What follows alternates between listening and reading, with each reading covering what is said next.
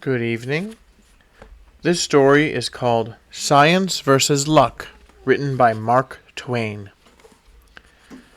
At that time in Kentucky, said the Honorable Mr. K., the law was not very strict against what is termed games of chance. About a dozen of the boys were detected playing 7-up or Old Bridge for money, and the grand jury found a true bill against them. Jim Sturgis was retained to defend them when the case came up, of course. The more he studied over the matter and looked into the evidence, the plainer it was that he must lose a case at last. There was no getting around that painful fact. Those boys had certainly been betting money on a game of chance. Even public sympathy was aroused in behalf of Sturgis. People said it was a pity to see him mar his successful career with a big, prominent case like this, which must go against him. But after several restless nights, an inspired idea flashed upon Sturgis, and he sprang out of bed delighted. He thought he saw his way through. The next day he whispered around a little among his clients and a few friends, and then, when the case came up in court, he acknowledged the 7-up and the betting, and, as his sole defense, had the astounding effrontery to put in the plea that Old Sledge was not a game of chance. There was the broadest sort of a smile all over the faces of that sophisticated audience.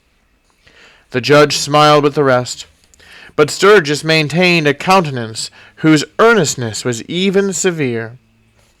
The opposite counsel tried to ridicule him out of his position, and did not succeed.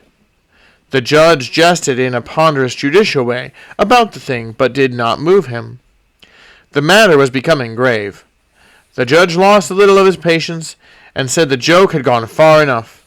Jim Sturgis said he knew of no joke in the matter. His clients could not be punished for indulging in what some people choose to consider a game of chance until it was proven that it was a game of chance. Judge and counsel said that would be an easy matter, and forthwith called Deacons Job, Peters, Burke, and Johnson, and Dominies Wirt and Miggles to testify. And they unanimously, and with strong feeling, put down the legal quibble of Sturgis by pronouncing that Old Sledge was a game of chance. "What do you call it now?" said the judge. "I call it a game of science," retorted Sturgis, "and I'll prove it, too." They saw his little game. He brought in a cloud of witnesses and produced an overwhelming mass of testimony to show that Old Sledge was not a game of chance, but a game of science. Instead of being the simplest case in the world, it had somehow turned out to be an excessively naughty one. The judge scratched his head over it a while, and said there was no way of coming to a determination, because just as many men could be brought into court who would testify on one side as could be found to testify on the other. But he said he was willing to do the fair thing by all parties, and would act upon any suggestion Mr. Sturgis would make for the solution of the difficulty. Mr. Sturgis was on his feet in a second. "Impanel a jury of 6 each, luck versus science. Give them candles and a couple of decks of cards. Send them into the jury room, and just abide by the result." There was no disputing the fairness of the proposition.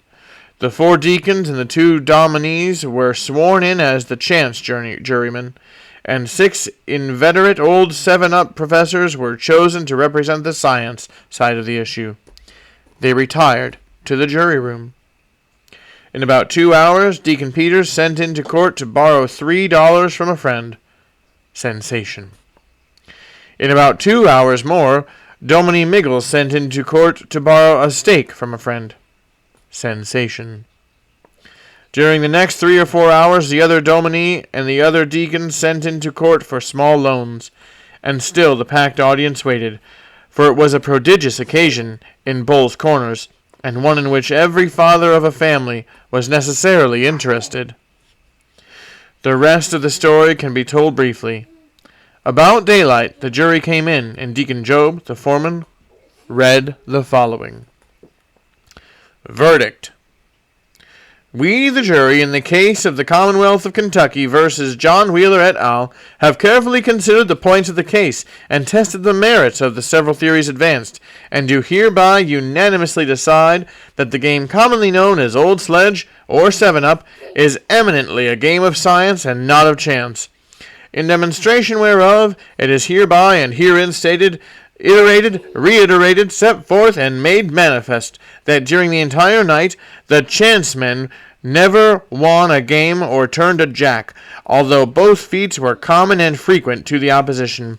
And furthermore, in support of this, our verdict, we call attention to the significant fact that the chancemen are all busted, and the science men have got the money. It is the deliberate opinion of this jury that the chance theory concerning 7-Up is a pernicious doctrine, and calculated to inflict untold suffering and pecuniary loss upon a community that takes stock in it. That is the way that 7-Up came to be set apart and particularized in the statute books of Kentucky as being a game not of chance, but of science, and therefore not punishable under any law, said Mr. K. That verdict is of record, and holds good to this day. That was the story of Science versus Luck by Mark Twain. Thank you so much for listening. Good night, everybody.